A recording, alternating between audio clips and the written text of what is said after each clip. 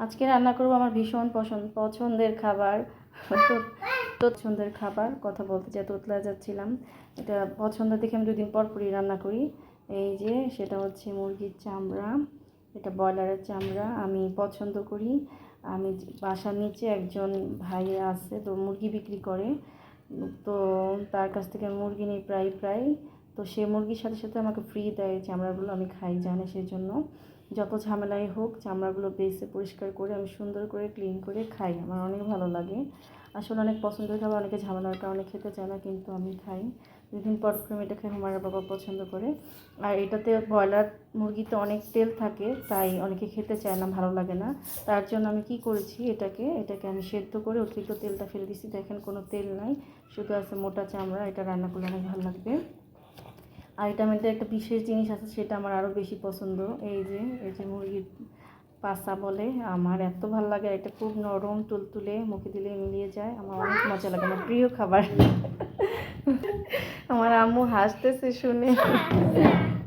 আমার এটা খুব প্রিয়, অনেক প্রিয়। আমি বাড়িতে গেলে আমার যা করে কি, আমি পছন্দ করে জানে, এই জন্য আমার জন্য আলাদা উঠে রাখে। আর এখানে আমি টমেটো দিয়ে ডাল রাঁধছি পাতলা করে। টমেটো দিয়ে পাতলা এই ডালটা যে কী মজা হয়, মুখে মধুর মতো লেগে থাকে। ডালটা আমি খুব সুন্দর করে আগে প্রথমে সেদ্ধ করে চামিচ, ডালগুলি দিয়ে গুটিয়ে চামিচ দিয়ে ম্যাশ করে পাতলা করেছি, পানি দিয়েছি, পরবর্তীতে সেদ্ধ করে শুকায়া ম্যাশ করে পানি দিয়েছি, পানি সহ ডাল বসানি। এই ডালটা খেতে খুবই মজাদার।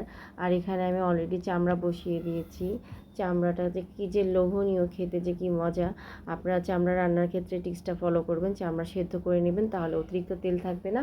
আর যদি কোনো জাম থাকে সেটাও নষ্ট হয়ে যাবে। এভাবে সুন্দর করে আপনারা চামড়া রান্না করে খেতে পারেন, এটা কিন্তু খুবই সুস্বাদু মজাদার। আর চামড়া বাঁচতে যদি সমস্যা হয় সেক্ষেত্রে করবেন কি, চামড়া আপনারা যে বাইরে থেকে ড্রেসিং করে মুরগি চামড়া সহ নিয়ে আসবেন, চামড়াটা আলাদা করে রেখে দেবেন, এভাবে জমিয়ে একদিন রান্না করে খাবেন। তো আমি নামানো হয়ে গেছে প্রায়, নামানোর আগে জিরা, দারচিনি, এলাচ এই 3টা মিক্স করে গুঁড়ো করা ছিল, সেটা দিয়ে দিলাম। এই রান্নাটা খুবই মজাদার, খেতে খুবই সুস্বাদু, আমার কাছে অনেক ভালো লাগে। আপনারা কী কী পছন্দ করেন কমেন্টে জানাবেন। আমি খুব মজা করে এনজয় করে খাই, আর এইভাবে প্রসেস করে খাই, আপনারা এভাবে প্রসেস করে খাবেন।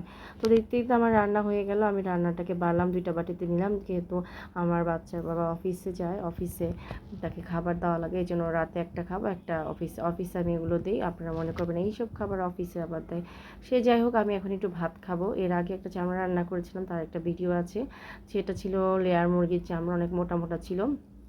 তো মুরগির চামড়া দিয়ে ভাত খেতে আমার অনেক মজা লাগে। এর মাঝে মুরগির চামড়ার মধ্যে আমার সবচেয়ে পছন্দের কি জানেন, এই যে মুরগির পুচুটা, মানে মুরগির পুটকি পাছাটা, এই পাছাটা আমার এত প্রিয়, মানে এত তুলতুলে নরম, খেতে খুব খুব মজা লাগে। আমার খুব পছন্দের একটা খাবার। আপনাদের কার কার এই জিনিসটা পছন্দ বা প্রিয় আমারা জানাবেন কমেন্টে।